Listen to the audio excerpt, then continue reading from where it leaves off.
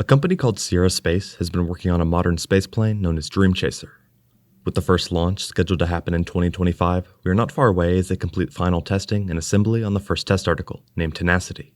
One of the main focuses of this reusable vehicle has been its heat shield, which will determine not only its ability to re-enter the atmosphere in one piece, but also launch consistently with limited refurbishment between flights.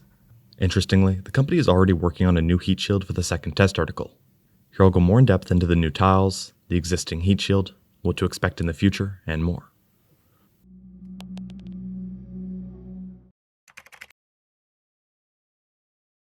As of right now, the final tiles are being installed on Dream Chaser Tenacity for a launch early next year. Since the start of the program, the tiles have been a major focus, and for good reason, considering the impact on core parts of the mission. However, it seems that the second Dream Chaser launch will feature a new type of heat shield. Earlier today, Sierra Space tweeted saying, "Sierra Space and the Oak Ridge National Laboratory are collaborating on a groundbreaking new technology that will enable exterior spacecraft tiles to withstand the high temperatures of re-entering Earth's atmosphere over multiple missions."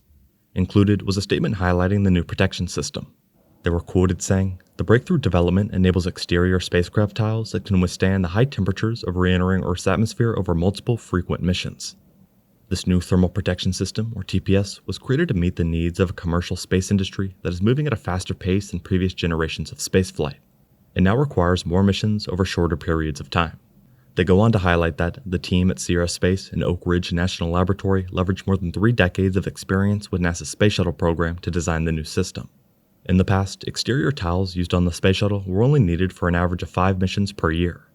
The shuttle also had a number of complications related to its heat shield. Since the start of work on Dream Chaser, they've expressed a number of changes that differentiate the new spaceplane from the shuttle. For example, Dream Chaser features around 2,000 tiles in total compared to the more than 20,000 on the space shuttle. Also, Sierra Space is quoted saying, "S&C engineers have been able to update the TPS tiles from what was used during NASA's shuttle program with more innovation, better technology, and utilizing lessons learned. They use more modern manufacturing techniques to increase strength and reduce cost." Another difference between the tiles is Dream Chaser tiles are about 10 inches by 10 inches, while those on the shuttle were 6 inches by 6 inches. Dream Chaser tiles are meant to be stronger and lighter weight than those used during the shuttle program, and meet all micrometeoroid orbital debris or MMOD requirements to ensure safe entry, descent, and runway landings for crewed or cargo missions. Keep in mind these comments are talking about the current heat shield system used on Tenacity, not the upgraded variant that the company is working on right now. In a quote from today's statement, the Sierra Space CEO said, "Today marks a new era of spaceflight safety technology, and it's going to enable travel to low Earth orbit that will eventually rival the frequency of commercial air travel. Our patent-pending thermal protection system is like nothing ever before created and essential to a near future where space travel becomes routine.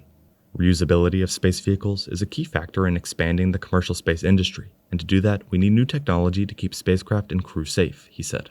In terms of the progress of these new tiles, Sierra Space and Oak Ridge National Laboratory have completed the first development phase of the TPS. The next phase involves more testing, which includes subjecting the tiles to testing at NASA's ArcJet plasma facility, which stimulates the conditions of re-entry to Earth from space with heated gas flow. The second phase also explores using advanced manufacturing techniques to lower the cost of TPS production. They then mentioned the new TPS system is planned to be used on Sierra Space's Dream Chaser moving forward, including the second Dream Chaser called Reverence, which is currently in production at the company's Dream Chaser factory in Colorado, they said. For reference, over the past few years, we haven't received a lot of information on the second Dream Chaser besides a couple of images of it in early production. In regard to the heat shield change, this is quite a big deal and suggests the company's confidence in the system. It also could highlight that the current heat shield installed on Tenacity may not be a long-term solution, but good enough for initial uncrewed cargo missions.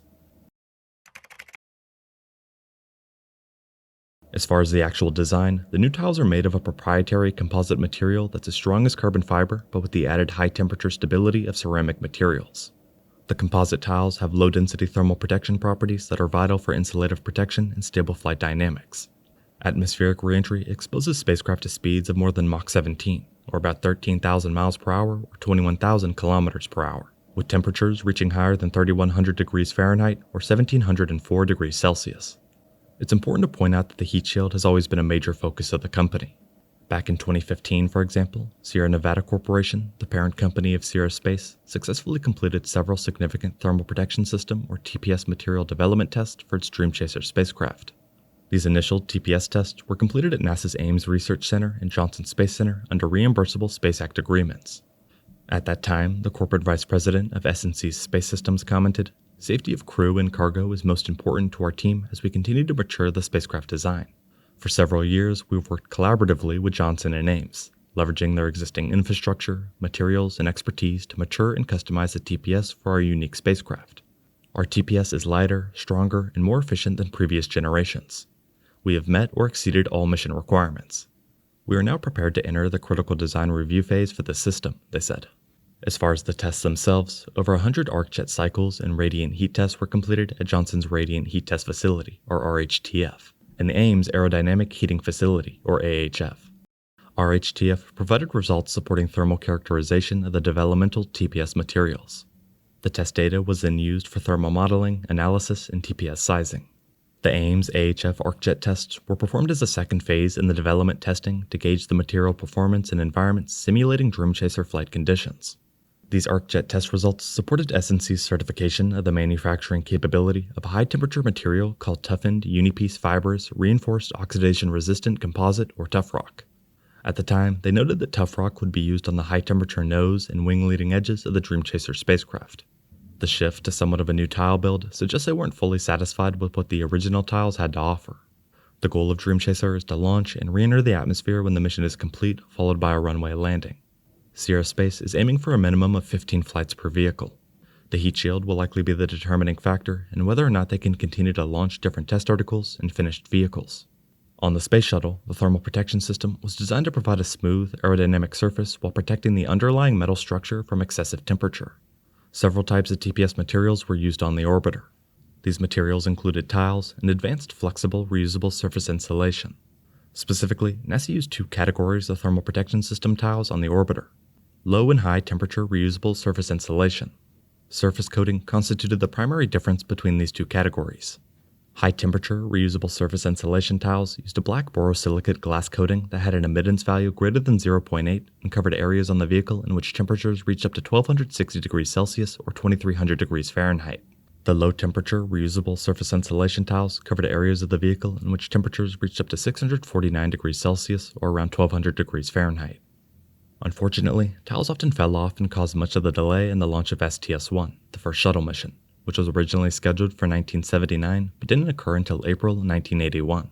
Each tile used cement that required 16 hours to cure. After the tile was affixed to the cement, a jack held it in place for another 16 hours. This combined with the fact that there were tens of thousands of tiles in total, and it caused a few issues over the lifetime of the program. It seems like Sierra Space is aware of this and trying to upgrade and alter the technology to support a rapid and consistent turnaround after re-entry. As partially mentioned before, each Dream Chaser still has thousands of tiles, which means the build and installation will need to be significantly improved. Just earlier today, Sierra Space announced work on a new and upgraded heat shield that they plan to use on the next Dream Chaser. With plans to reuse each vehicle at least 15 times, they need a thermal protection system that is not only strong enough for re-entry, but can do it again and again with minimal refurbishment in between. We will have to wait and see how it progresses and the impact it has on the space industry. Thank you very much for watching.